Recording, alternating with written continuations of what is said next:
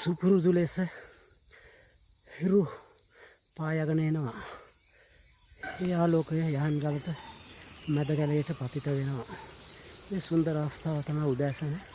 එහෙත් රැහැයියන්ගේ හඬ, විවිධ කුරුළු පක්ෂීන්ගේ හඬ සුපුරුදු ලෙස මේ ගම්මැද්දෙන් ඇහෙනවා. ඉතින් ඒ කෙසේ වෙතත් අද වික්ටර් සුරිකුණාටුවෙන් පස්සේ මාස 2-3ක් මම ජනපදයට මිනිස්සුන්ගේම අතෑරලා දාලා තිබුණා.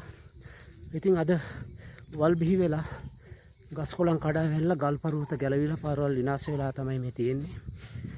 කෙසේ වෙතත් මෙහි හිටපු මේ පවුල් 20ක් 21ක් වගේ ප්‍රමාණය අනිවාර්යයෙන්ම මැද කැලෙන් ඉවත් යුතු බව රජය නිවේදනය කරලා තියෙනවා. ඔවුන්ගේ කනස්සල්ල තමයි ඔවුන් කියන්නේ, මහත්මයා අපි හදාගත්තු ගහකොළ සතා සීපාවා අපිට පුරුදු මේ ජීවිතේ පරම්පරා ගානක් අපි අතෑරලා අපිට පළාතකට පොඩි තැනකට ගිහිල්ලා කවදා මේ බවභෝග වගා කරන ජීවිතේ ගෙනියන්නද? අපි ජීවත් වුණේ මේ ගහේ කොළේ සතා සීපාවකින් සොයාගත්තු යම් ආදායමකින් තමයි. ඉතින් ඒගොල්ලෝ මොන දුක් ගැනවිල කිව්වත් හරියන්නේ නැහැ. සුබා දහමේ දඬුවමට ලක් වෙලා හමාරයි.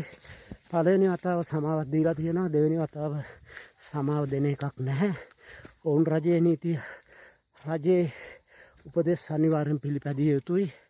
එනිසා ඔවුන් මේ ගම්බින් අතහැරලා යන්න සූදානම් වෙනවා. නමුත් අපි පුරුද්දක් ලෙස මම වසර ගණනාවක් ආව ගිය මේ සුන්දර පරිසරයට මගේ මේ ගමේ පරණ මිතුරන් බැහැ දැකීමටත් මගේ දෙවන 2026 11 වෙනි මාසයේ ලෝක යුද්ධ හමුදා රණවිරු දිනය සැමරීමේ පුහුණු කටයුතු ඌව කුඩායෙන් ආරම්භ කරා. දෙවනි පියවර විදිහට මයිහඟනේ ප්‍රදේශය උඩත්ව යහන්ගල මැද කැලේ බටුමුල්ල යන ප්‍රදේශ මම විසින් තෝරාගෙන ඊයේ හවස 4ට පිටත් වුණා.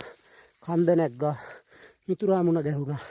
නමුත් හිතාමත් අපහැදිලි දේශගුණික තත්ත්වයක් ඇති වුණා. උපදෙස් පිළිපැදිය යුතුයි. නැවත මම කන්දෙන් පාවුනට අවදානම් කලාපයෙන් බැහැර වුණා. නැවතත් දවල් කාලේ අද මේ ස්ථානයේ ඔයගොල්ලන්ගේ පාරම්පරික චාරිත්‍රයක් අලුත්සහල් මංගල්‍යයක් පවත්වනවා. එය රූගත කරගෙන ඔවුන් සංගම දවල් කාලයේ ගත කරලා තවත් ප්‍රදේශයකට බටුමුල්ල ප්‍රදේශයට ගමන් කරනවා. ස්තුතියි.